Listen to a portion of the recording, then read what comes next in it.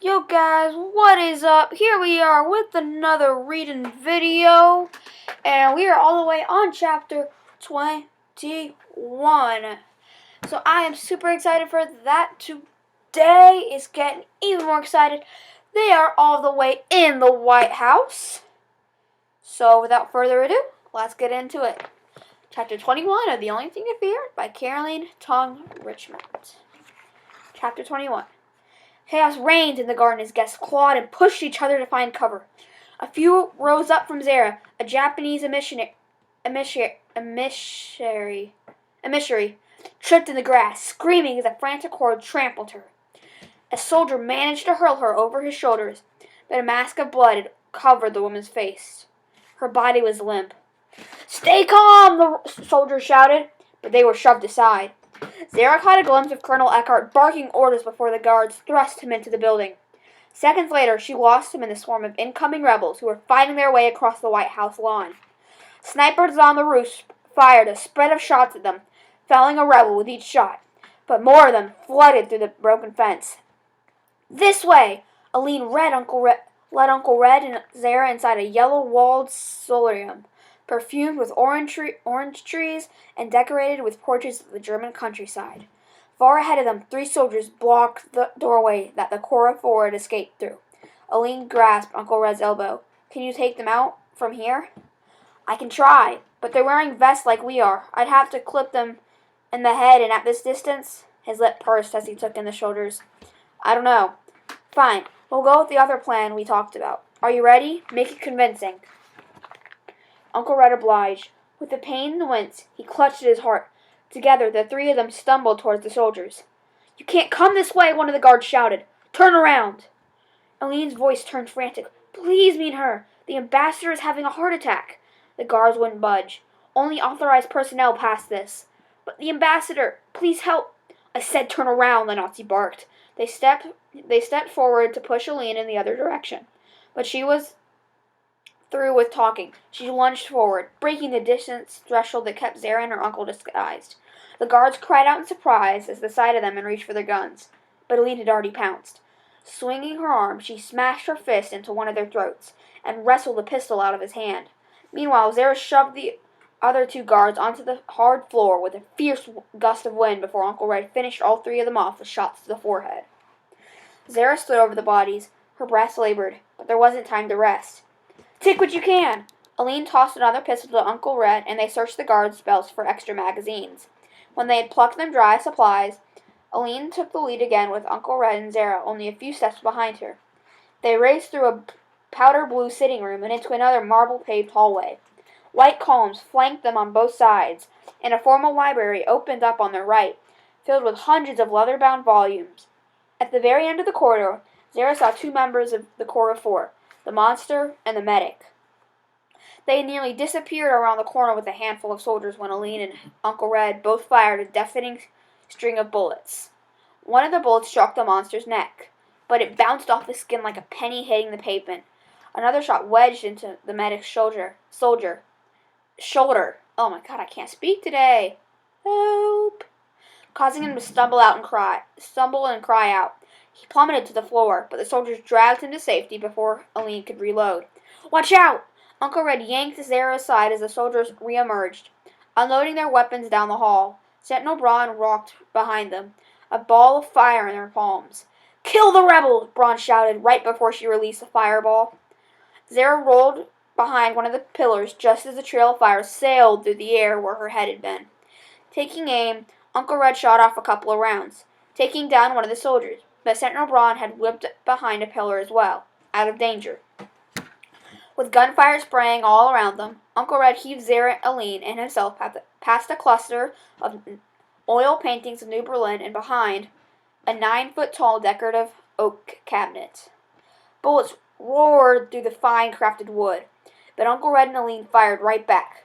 While they provided her cover, Zara formed a tornado at her feet, urging it higher and higher until it towered as tall as the cabinet. Miss Tally's execution flashed through her mind. The burning, the screams, and the tornado spun faster. Zara launched it with a flick of the wrist, sending it tearing through the marble floor and barreling towards Sentinel Braun. "I'll try to take out the soldiers," Aline shouted to them. "Cover me." Uncle Red nodded and slammed a new magazine into his gun, firing a rapid round of shots while Aline crawled toward a pillar. "What do you want to do about Braun?" he called to Zara when he was finished. Zara didn't have time to answer him. The cabinet exploded in a roaring tower of flames due to a fireball from Sentinel Braun's fingertips. Uncle Red dove to his right while Zara lurched to her left, smashing her shoulder against the cold marble. "Get up, Zara!" Uncle Red screamed, his voice drowned out in the firefight between Aline and the last soldier. Dashing to her feet, Zara only had a second to breathe before Sentinel Braun, much closer than Zara realized, launched a massive icicle at her chest. Zara managed to muster a squall of wind to shove the ice away from her body. The icicle crashed onto the ground, breaking into 1,000 pieces. Braun was far from finished. With a grim smirk, she conjured a boiling wall of fire next, engulfing Zara in its fiery shell. Crying out, Zara shrank into a tight ball as the flames flicked against her neck at any bare patch of skin. As the fire closed, she blasted air from her hands to cloak her from the onslaught, but the fire raged hotter, pressing toward her inch by scorching inch. Black smoke punctured Zara's precious shield of air. Thick and heavy, the smoke invaded her throat and seared her lungs. Her heartbeat slammed faster. She had only minutes left, maybe seconds. Her lightning was no use to her, but now only a shrinking layer of oxygen separated her from the flames. Oxygen, that word reverberated in Zara's skull. Fire couldn't burn without oxygen. A desperate plan gelled in her mind. Zara opened her hand, frantically hoping this would work. "Disperse!" At the last sip of breath, Zara screamed for the air to move apart. She reached for it, begging it to spread out. At first, the air only circled around her wrists, puzzled. Then she squeezed her eyes shut to focus on this one task. Disperse! Slowly, very slowly, the air obeyed. Despite the acrid smoke, Zara's eyes sprang open to find the fire dissipating. The flames died down as the air obeyed her. A sweet coolness fanned across her face, and she drank in a long, deep breath. "Oh my gosh!" Sentinel Braun choked out, her eyes searching Zara. "Impossible."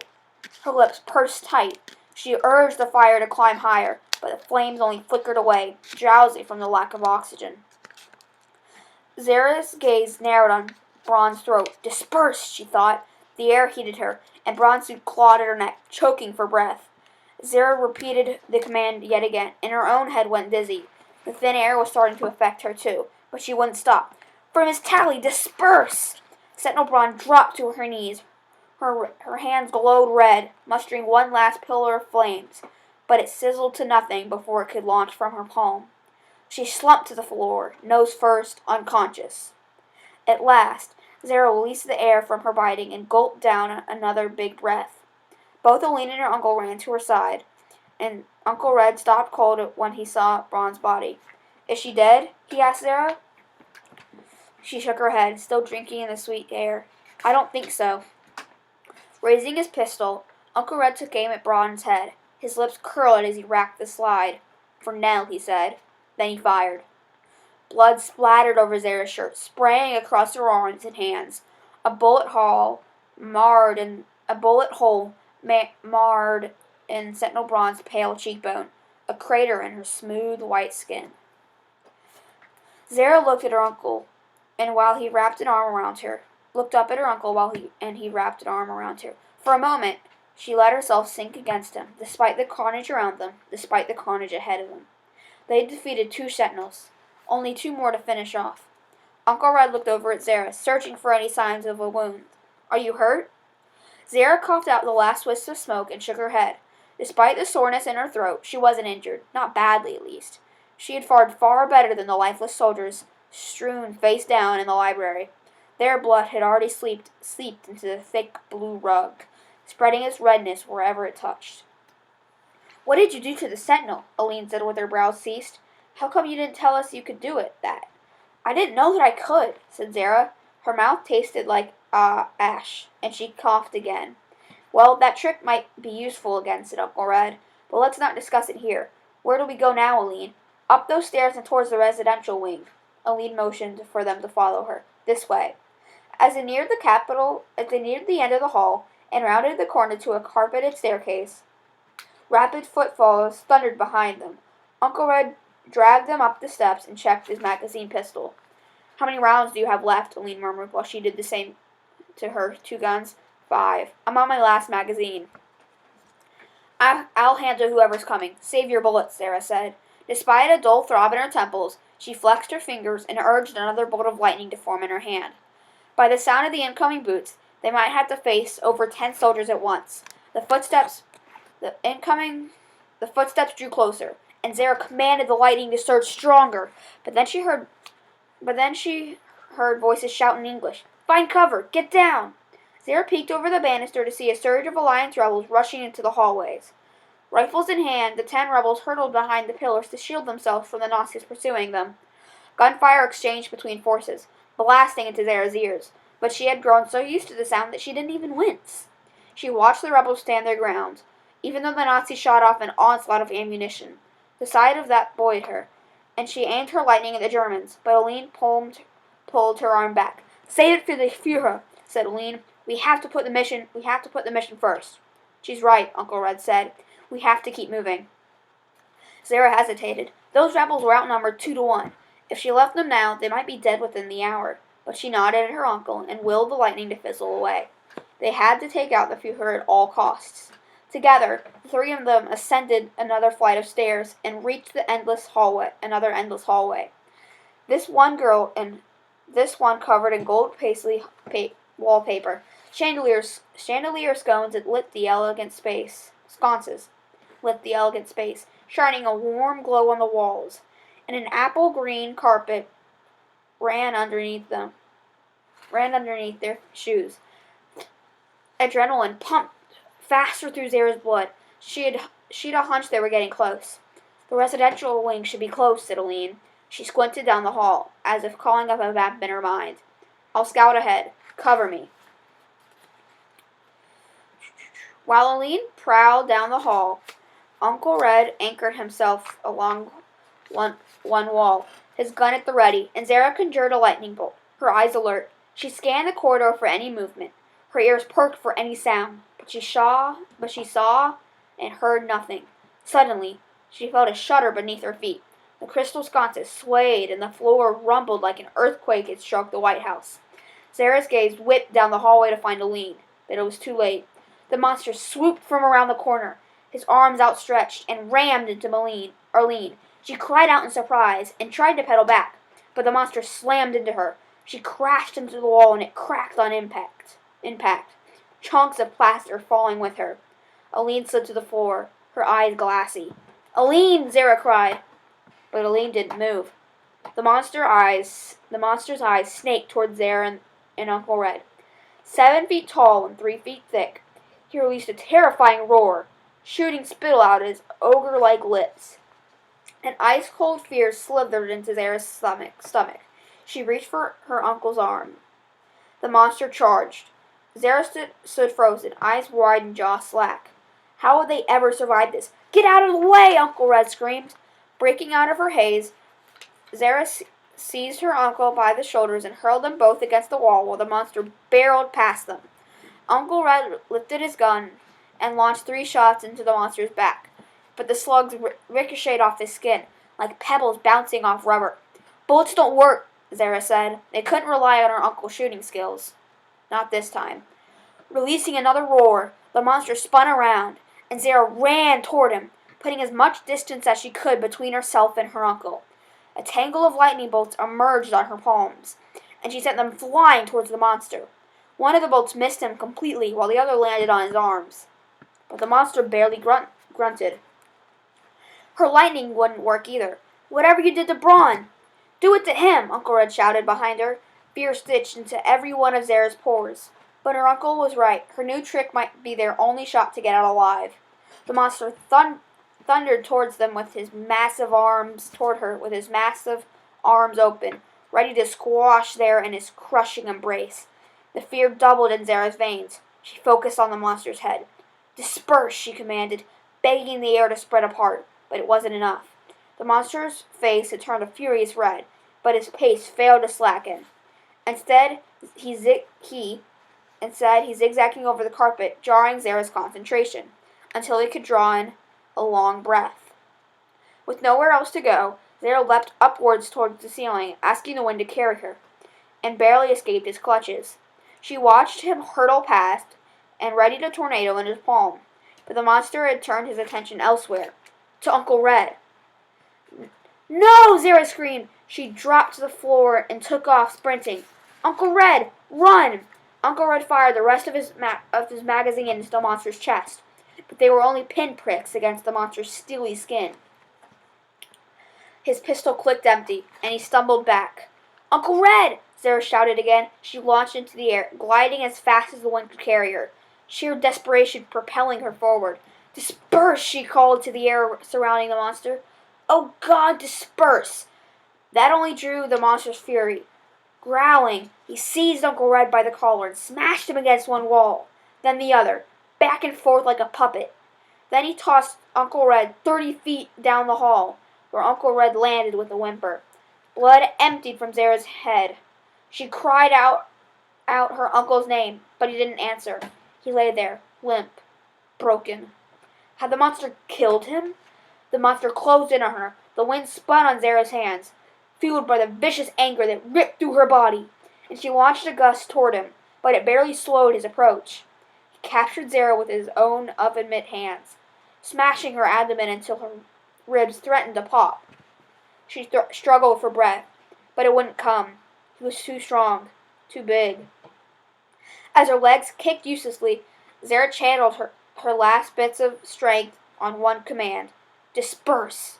The air particles spread farther and farther apart. The monster's mouth twitched, but he wouldn't release her. "Disperse! Please, disperse!" Finally, the monster's face reddened. His lips opened, gasping for breath like a caught fish. It was working. Zara urged the air to thin out even more until his fingers loosened around her waist. She crashed onto the carpet, gulping air into her desperate lungs. She didn't take her eyes off the monster's purpling face. "Disperse," she said aloud. The monster's fingers scraped against his neck, but he couldn't take even a sip of air. He fell to his knees, coughing, spluttering, until his eyes rolled into his head and he thudded next to Zara. Even then, she wouldn't let the air come rushing back. An ordinary human would never survive that long without oxygen. But the monster was far from ordinary. Finally, another minute passed. Zara crawled onto her feet, her eyes sweeping the hallway for her uncle. Her heart skittered to a stop when she spotted him. "Uncle Red!" He lay sprawled in the middle of the carpet, his eyes shut tightly, his collarbone protruding from his skin. She crumpled next to him and searched frenziedly for a pulse, almost sobbing when she found it. He was alive. But Uncle Red needed a doctor after what the monster had put him through, and he needed one fast. "Zara?" a voice mumbled behind her. Zara tore her eyes from her uncle to find Aline not far from her, slumped against the opposite wall. Aline's arm lay crooked at an awful angle. "Aline, Zara," Aline said again, wetting her dry lips. "Listen to me." Reluctantly, Zara left Uncle Red's side. "Where are you wounded, aside from your arm?" "Doesn't matter. You have to find the Fuhrer." Her teeth gritted, but she spoke through the pain. "Do you hear me? I'm not going anywhere without my uncle. We're dead weight to you now." Uncle Red cradled her arm. "Go. My uncle, he can't help you anymore. Think about the mission. The whole alliance is depending on you." She shook her head. She wouldn't abandon her uncle. That wasn't in her plan. "Garrison could do it," she said. "He could have destroyed the control box by now. We don't even know if he's alive. We can't get in touch with him." Zara went very still. The success of the mission now fell squarely on her shoulders. She was the only one who remained uninjured. She was the one who could finish this, but she couldn't let her uncle die in front of her. Her gaze shifted from Aline to her uncle, back and forth, back and forth. A desperate idea popped into her head. "Could you use your powers?" Zara said quickly. Aline flashed her eyes at her. "Why?" "I need you to disguise yourself, as a soldier, as a maid, as whatever. You have to bring my uncle to a doctor. Stop wasting time. He could be dying. I'll find the Fuhrer. But you have to take my uncle to a doctor. Promise me. I told you already. Promise me. I'm not leaving here until you do. Fine, fine. Aline burst out, grimacing all over again when she moved her arm. I'll get your uncle out, but you have to leave right now. You have to find Dieter, no matter what. Zara helped Aline to her feet. Then, with her heart twisting in half, she ran to her uncle and gripped his hand. Hold on. Do you hear me? She kissed his clammy cheek. Please, hold on. Beside her, Aline crouched over Uncle's red body and, with a narrowing of her eyes, altered his appearance to a young Nazi lieutenant. Then she glared at Zara. Follow this hall and head to your right. The Führer's suite will be in the residential wing, the first door on your left. He should be in there if Garrison blocked the escape route to the bunker. You got that? First door on the left. Aline grunted while she reached into her pocket and pulled out a small handheld camcorder. You need this to tape the assassination. Otherwise, this whole thing is for nothing. With her body trembling, Zara nodded and took the video recorder, sticking it in her pocket. She watched Aline drag her uncle towards the stairwell, and almost begged her to take her with them, but she knew she had to let them go. Zara forced her legs forward, each step taking her deeper into the White House and closer to the Führer. She ignored the fear churning through her, the panic pounding at her heart, bursting to be let out. She had to press onward, for her uncle, for the entire territories, and especially for her mother. Tonight, she would make Annie St. James proud. And that is the end of chapter 21. If you liked it, make sure to give a thumbs up, if you're giving a thumbs up, you don't need a like, because you're doing it already. But like, subscribe, and comment down below. And I will see you guys in the next video.